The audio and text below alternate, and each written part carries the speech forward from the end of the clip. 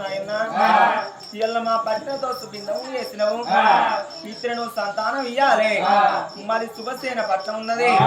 నా భర్త పేరు శుభసేన రాజు నా పేరు సుభద్ర దేవంటారు గర్భాన పుట్టిన ఒకగాని ఒక కొడుకున్నాడు కొడుకే హోమంత మహారాజు కన్న కొడుకు పెరిగి పెద్దగైనాక పక్కూరి రాజ్యం లోపల కోడలు శశిరేఖను తీసుకొచ్చి లగ్గం చేసినయ్యా దసరా పండగ అత్తందంటే నా కోడలు కొడుకు కనుక అత్తగారింటికి వెళ్ళిపోయిండు